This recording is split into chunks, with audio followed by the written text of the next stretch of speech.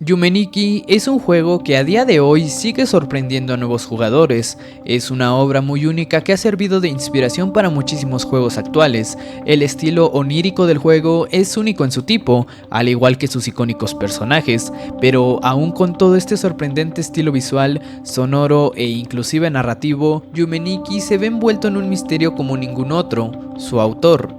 Kikiyama, el creador de Yume Nikki, es una figura como muy pocas, alguien que nunca ha revelado su identidad, y esto de cierta forma contribuye con la propia identidad de Yume Nikki, ya que alrededor del nombre de Kikiyama se construyen una gran variedad de teorías acerca de quién puede estar detrás de tan enigmática figura, y además le da una capa extra de misterio a todo el juego.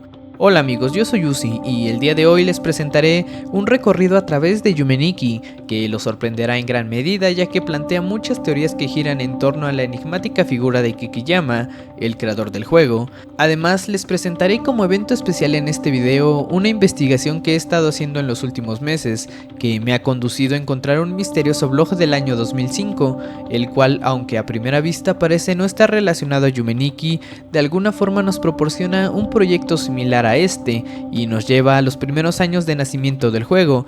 Antes de iniciar, si eres nuevo en este canal te recomendaría ver antes o después el video que hice sobre el iceberg de Yume Nikki, en el cual se abordan un montón de teorías sobre el juego. Además, si no has jugado Yume Nikki, te recomiendo antes de todo jugarlo, ya que es una experiencia única y que realmente creo que debes probarla, ya que en este video exploraremos los orígenes del juego y hablaremos sobre todo de aquellas teorías, curiosidades y mitos que se ven envueltos a través de la figura de Kikiyama, así que comencemos.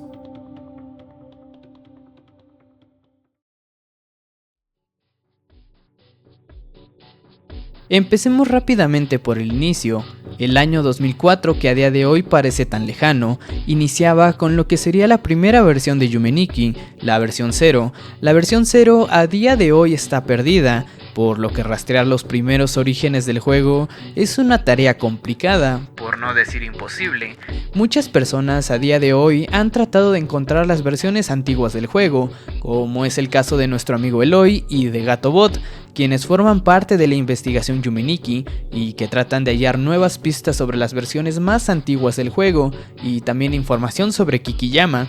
Y es que Yume Nikki no tiene ni una ni dos versiones, tiene 10, que a lo largo del tiempo se han perdido. Muchas de ellas se han hallado con el tiempo, de formas bastante complicadas, gracias a la investigación Yume Nikki, pero muchas otras aún continúan fuera del ojo público. Por fin hemos encontrado la revista, Ashita la ha comprado y vamos a tener la versión 0.06 o 4, lo siento, pero nunca me acuerdo, siempre las confundo. Bueno, creo que es la 0.06, ¿verdad? Si has jugado Yume Nikki, muy probablemente ya sepas la importancia del juego y ya sepas qué es eso que distingue a la obra de otras más: su ambiente, sus mundos, su música, su narrativa poco clara y los misterios y teorías que envuelven al juego es un poco de lo que se puede decir que destaca Yume Nikki. Kikiyama es el responsable de la creación de Yume Nikki y al igual que su propia obra, este está rodeado de una multitud de misterios tan profundos que han llegado a repercutir en la identidad del juego. Sobre Kikiyama podemos decir realmente poco. Se ha llegado a especular a través del tiempo quién puede estar detrás de este extraño sobrenombre: una mujer, un hombre, un colectivo. También se ha llegado a discutir por bastante tiempo qué mensaje quería dar con Yume Nikki, si Yume Nikki era tan solo un videojuego que intentaba reflejar los sueños, era una obra más personal o una obra la cual buscaba de cierta forma contar la vida de alguien más. El nombre Kikiyama tiene como significado montaña máquina, máquina de montaña, y es un nombre el cual actualmente al tratar de buscarlo inevitablemente se ve relacionado a Yume Nikki. Pero hagamos un repaso muy rápido con respecto a todo lo que se ha sabido a lo largo del tiempo con respecto a Kikiyama. Para comenzar, sus actividades al parecer comenzarían el 30 de enero de 2003, con la creación de los primeros archivos del juego de lo que posteriormente sería Yume Nikki. Es en este mismo año que Kikiyama se da de alta en el sitio web de ePlayers Club, en donde comenzaría a subir sus primeras canciones relacionadas al juego. Al siguiente año, en 2004, Kikiyama seguiría subiendo más pistas a ePlayers, pero más importante aún, en junio de ese año saldría a la luz la primera versión de Yume Nikki. Algo muy interesante a observar y que de hecho sirve como preámbulo a lo que más tarde les presentaré es el echar un vistazo a cómo era el internet en esos tiempos, aquella época donde al menos de este lado del continente muy pocas personas tenían acceso a ordenadores personales y lo común no era estar todo el día navegando por internet. Eran tiempos bastante extraños en el que los servicios principales de mensajería eran dominados por MSN con Hotmail o Yahoo con su propio servicio de mensajes por correo, aquellos tempranos años del siglo XXI cuando justamente los mensajes en cadena eran tan populares, y no es descabellado pensar que de hecho Yume Nikki deba un tanto su popularidad a este tipo de mensajes, ya que lo que estaba en tendencia ciertamente llegaba a ojos de todos mediante este tipo de correos.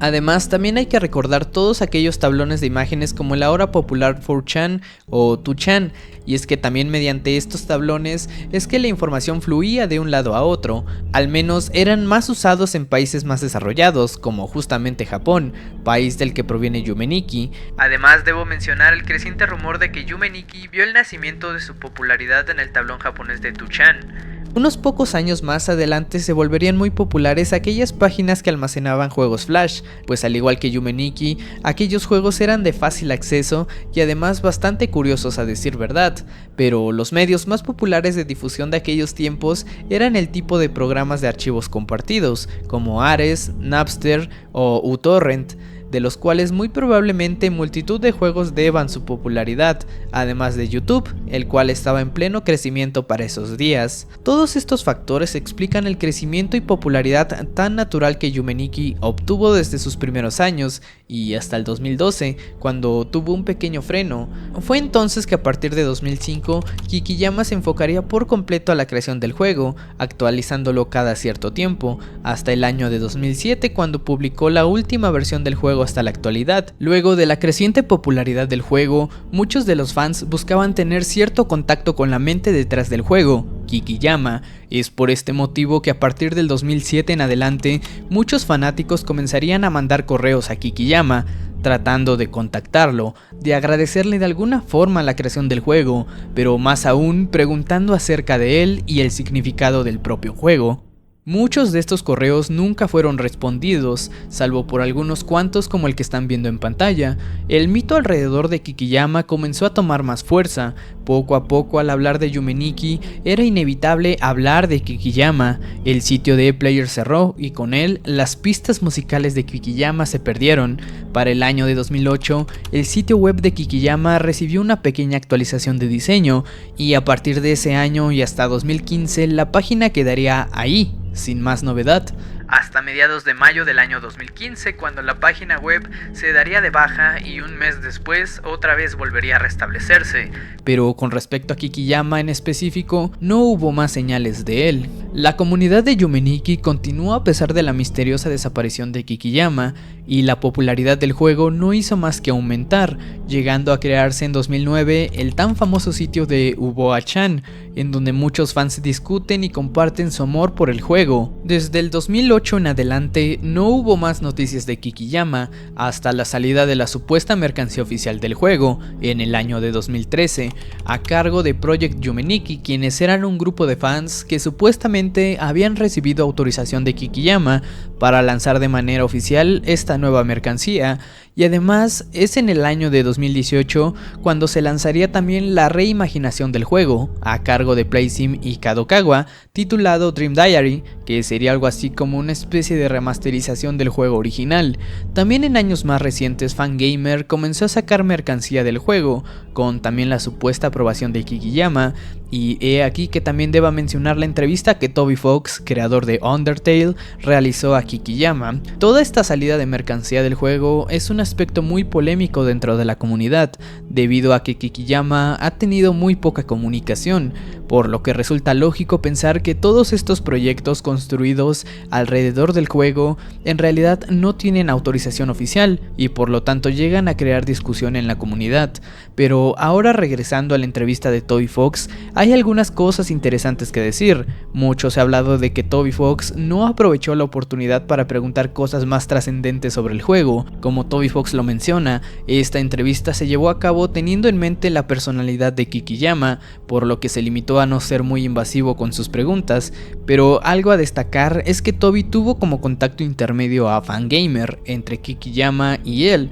Realmente pienso que esta entrevista es muy poco fiable, debido a que no hay prueba alguna de que Fangamer haya tenido verdaderamente contacto con Kikiyama, y de hecho al buscar por internet alguna prueba de esto no hay mucha información. De hecho, lo poco que pude encontrar es un post de Reddit de un chico que justo después de haber salido a la entrevista se dispuso a mandar un correo a Fangamer pidiendo a su vez que estos pidieran a Kikiyama las versiones más antiguas del juego, y la respuesta que obtuvo fue la siguiente: lamentamos cualquier confusión, pero esta dirección de correo electrónico está a cargo de Fangamer para responder preguntas de servicio al cliente relacionadas con pedidos y productos de la tienda. Toby Fox no puede responder correos electrónicos personales y no tenemos información de contacto de Kikiyama. Háganos saber si tiene alguna pregunta.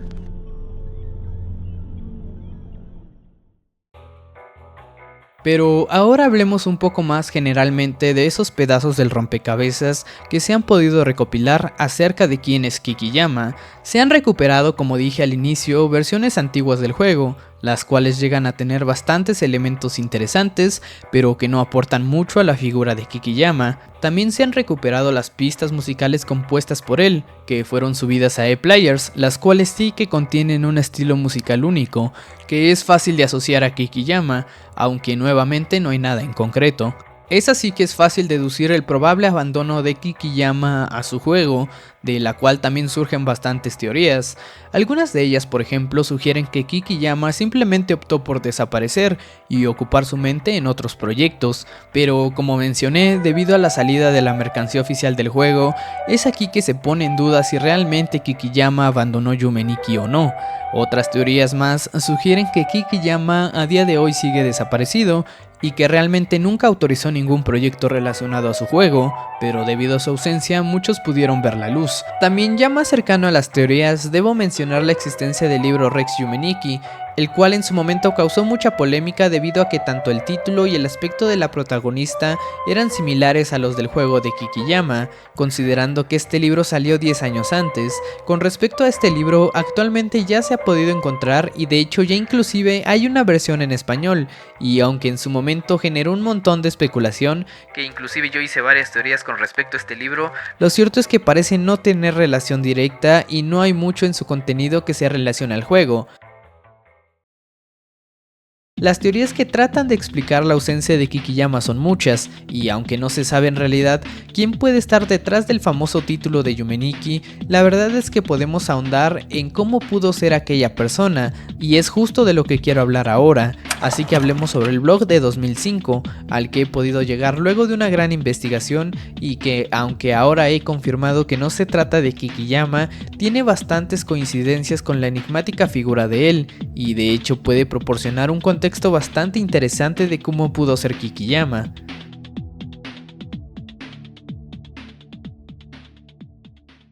Mi investigación tenía como objetivo recopilar información justo para este video y para uno más a futuro que quiero realizar. Inicialmente el propósito era ahondar aún más en la identidad de Kikiyama. Fue así que quería llevar este video un paso más adelante para poder explicar sobre cuál hubiera podido ser el ambiente en internet sobre el cual Kikiyama pudo haber desarrollado Yume Nikki, es decir, buscar aquellas páginas antiguas en las que se discutía sobre el juego, para así poder darles un contexto mucho más realista de lo que fue Yume Nikki en sus orígenes.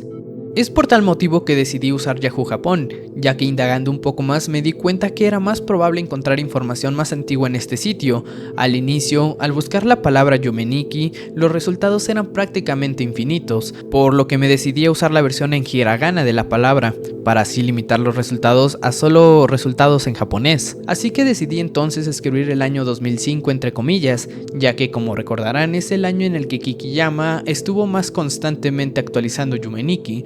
Es así que encontré bastantes páginas en donde se hablaba de Yumeniki por esos años, pero además muchas otras donde la gente compartía su propio diario de sueños. Lo que hay que destacar de estas páginas es el contexto que nos proporciona acerca de lo que en esos años era común en el internet japonés, blogs de personas que describían sus opiniones sobre juegos, películas o mangas, y también nos hace ver que bajo ese mismo contexto fue como Yumeniki se volvió conocido, además de las ya conocidos tablones de imágenes como 2chan o 4chan, que era lo más utilizado en esos años, pero es gracias a estas diferentes páginas que me di cuenta que la palabra Yumeniki también podía ser escrita en el kanji japonés, lo que me pareció muy curioso. He aquí las dos comparaciones, el hiragana usado comúnmente por los fans para escribir Yumeniki y el kanji, el cual por lo regular se utiliza para describir literalmente un diario de sueños. Siguiendo esta lógica usé tal cual el kanji y repetí la búsqueda en Yahoo Japón, añadiendo, como ya mencioné antes, el año 2005 a la búsqueda, pero además la palabra blog, y para mi sorpresa pude encontrar bastantes más blogs de páginas en las que las personas literalmente cuentan su diario del día a día o su diario de sueños. Tras navegar bastante tiempo por estas páginas descartando una tras una, encontré una que sin duda es la que nos reúne el día de hoy aquí: unit.blog.ss-blog.jp. El encabezado del sitio que puedes ver en pantalla al traducirlo dice lo siguiente: diario de sueños, escribo novelas y diarios utilizando los sueños como material. Este sitio web básicamente es un diario de sueños, pero es realmente muy interesante. Para describírselos fácilmente, en el dueño del blog escribía entradas relatando algunos de sus sueños entre el año 2005 a 2010, y en esto se pueden leer pasajes bastante extraños de carácter surreal y que además recuerda mucho a algunos pasajes de Yumeniki. En unos momentos les leeré algunos, pero antes quiero hablarles del propio blog. Al revisar todas estas entradas, algunas contenían fotografías en las que se puede ver una imagen alusiva al relato, pero además hay muchas entradas que de hecho no tratan sobre relatos, sino que más bien el dueño del blog comparte pensamientos que tiene y además agrega algunas fotografías en las que presenta algunas pinturas bastante extrañas hechas por él mismo, y es que como el mismo usuario lo detalla, estas pinturas son de su autoría, en conjunto con su hermano. De hecho lo explica en esta entrada que ves en pantalla: arte de otoño. En este post, el usuario detalla una exposición que tuvo su hermano en la prefectura de Saitama, y además adjunta varias fotos en las que se puede ver varios cuadros más, y el lugar en el que se llevó a cabo ese evento, para ese entonces en el año de 2008. En el post, de hecho, adjunta una foto que es la que estás viendo en pantalla, en donde detalla que son las pinturas de su hermano de fondo, las cuales están firmadas con las letras Ken. Bajando más por el blog, vemos un poco más de sus pasatiempos. Gusta de observar aves y de cuidar de su jardín al parecer. Muchos de los cuadros que va adjuntando a su blog son firmados con el nombre de Jun, que al parecer es el suyo, y los de su hermano son firmados como Ken. En una de las entradas, Jun adjunta una foto de lo que parece ser un parque, una extraña fotografía que personalmente me trae recuerdos con un pasaje del juego. Además, en muchas otras entradas publica imágenes muy curiosas que te mostraré rápidamente a continuación.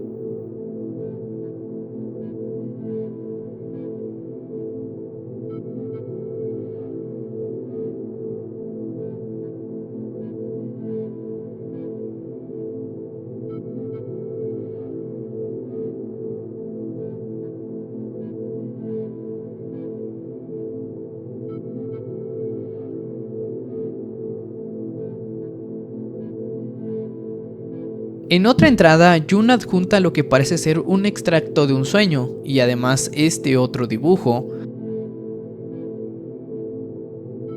pero al llegar a la segunda página del blog es cuando el usuario deja entrever que también gusta de computadoras y de los aparatos electrónicos, y al leer la siguiente entrada, él nos adjunta una foto de lo que en el año de 2010 sería su computadora, que es la que ves en pantalla.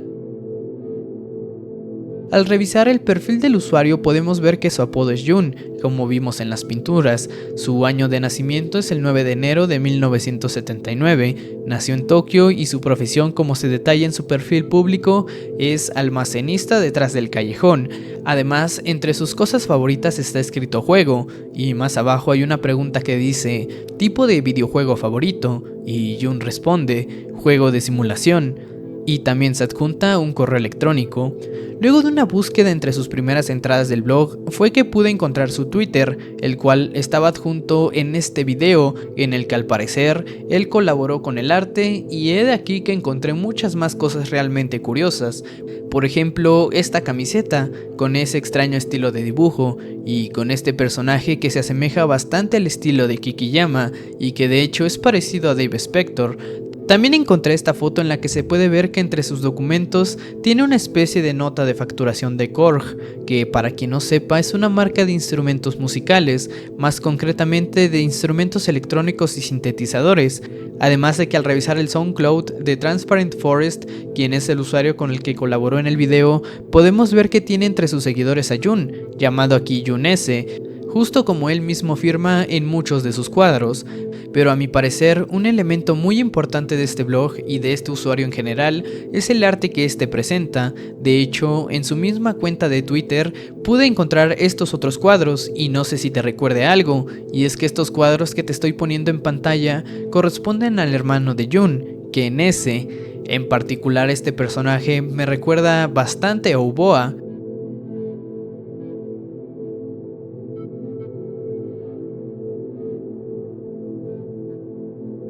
Las coincidencias son muy extrañas, mismo año 2005, mismos temas, diario de sueños, extrañamente mismo estilo de dibujo, e incluso se puede ver que el usuario gusta de los videojuegos.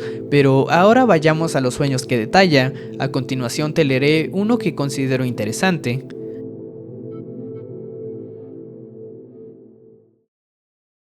Estaba borracho y conduciendo un coche.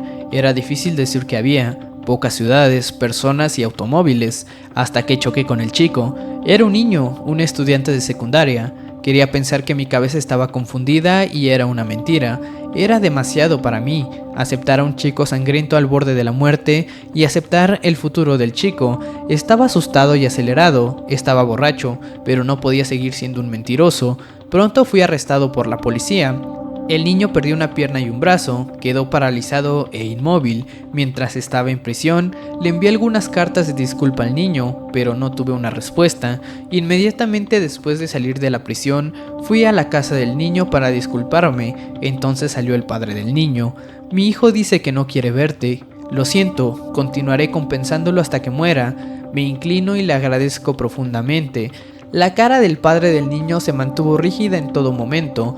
Aunque gano poco dinero, trato de darle algo, pero también es rechazado. ¿Cómo puede perdonarme? Mis sentimientos eran un callejón sin salida. Toda la información que pude recapitular sobre el blog y sobre Jun en general es bastante interesante. Luego de esto decidí contactar a Jun para preguntarle acerca de su blog y además preguntarle sobre si conocía el juego Yumeniki, por lo que luego de intercambiar algunos mensajes, estas fueron sus respuestas. Ok, mi primer pregunta fue esta. Hola, leí tu diario de sueños y miré tu perfil. Esta es una pregunta extraña, pero ¿alguna vez has jugado al juego Yumeniki? Este juego tiene un estilo similar a tu blog y me hace sentir como si fueras el autor del juego. Lamento si este mensaje te ofendió, pero esa no era mi intención. Esos fueron los primeros 2 mensajes que yo le puse. A lo que después de un rato él tuiteó lo siguiente. Creo que el juego Yumeniki es una buena combinación para un juego que utiliza imágenes y música como una forma de expresar directamente los aspectos abstractos de los sueños. Cuando intenté poner por escrito el contenido de mis sueños, no tuve más remedio que dramatizarlos. Eliminé el enlace, pero lo publicaré aquí, aunque parezca una historia oscura. Por alguna razón no estaba seguro de que la gente le resultara interesante, incluso si escribiera sobre los sueños abstractos tal como eran. Entonces lo interpreté como un cuento y al final se convirtió en una novela. Bueno, como decisión personal, la catalogué como una novela onírica cuando me di cuenta de que había demasiadas adaptaciones. Más tarde supe que las novelas oníricas existían como género en el mundo en un sentido diferente. Confirmé mediante análisis de acceso que hubo bastantes personas que lo leyeron. Está mal escrito y me da vergüenza mirarlo ahora, pero estoy agradecido. Creo que algún día volveré a lo básico para escribir un diario de sueños. Bueno, puede que no lo escriba. Esas fueron las primeras respuestas que me dio acerca de cuando yo le pregunté si conocía Yumeniki o si tenía algún contacto con esto, y posteriormente él me mandó un mensaje privado que dice lo siguiente: perdón por la respuesta tardía. Es un poco difícil preguntarlo, es un poco difícil decirlo, pero no estoy relacionado con Kikiyama, el creador del juego Yumeniki. ¿Está bien? A lo que yo le respondí: es un blog muy interesante y me gustaría compartirlo en YouTube. ¿Está bien? Realmente me gusta el arte de tu hermano Ken. ¿Hay alguna manera de ver más de su arte? A lo que él me respondió: ¿cómo sabes sobre el arte de Ken? A lo que yo le respondí: lo leí en una de tus publicaciones de tu blog y me gusta mucho el estilo. Y finalmente él me respondió: gracias, sin embargo estoy ocupado y solo puedo agregar poco a poco. Supongo que se refiere a que no tiene mucho tiempo para compartir más cuadros de su hermano. Y pues finalmente mi respuesta fue la siguiente: por supuesto que está bien, no te preocupes, lo entiendo muy bien. Y esa fue toda la conversación. Sobre la información de este usuario, me gustaría que si alguien de casualidad sabe japonés, pueda revisar los tweets, pueda revisar como el significado que le quiso dar a cada uno para ver si la traducción es correcta, para que sea lo más fiel posible, y eso ayudaría bastante. Y aunque desafortunadamente no se trate de Kikiyama, sí que el blog de Jun es un gran ejemplo de lo que quizá Kikiyama tenía en mente a la hora de crear Yumeniki, y nos sirve de ejemplo para ver de primera mano lo que en esos tempranos años de internet Yumeniki podía llegar a representar, tanto para el público como para el propio Kikiyama. Espero que te haya parecido interesante este video, ya que traté de proporcionar el contexto histórico en internet en el cual Yumeniki vio la luz, y quizá esto pueda llegar a servirnos para reflexionar toda la influencia que tuvo posteriormente Kikiyama, y quizá también pueda proporcionarnos pistas acerca de quién es él, o al menos qué tipo de persona es, ya que como podemos ver en este blog, este usuario, al igual que Kikiyama, tiene un gusto particular por los sueños, y aunque él no es Kikiyama, sí que nos puede servir de referencia para llegar a suponer cómo pudo ser Kikiyama. Sin nada más por el momento, debo despedirme invitándote a revisar a ti de primera mano el blog de Jun, los relatos que este ha compartido, y si te apetece te invito a comentar tus propias teorías acerca del juego y del autor del mismo. Yo soy Yusi Banana, un amante de los juegos raros, y me despido. Muchas gracias por ver y hasta el siguiente video. Bye.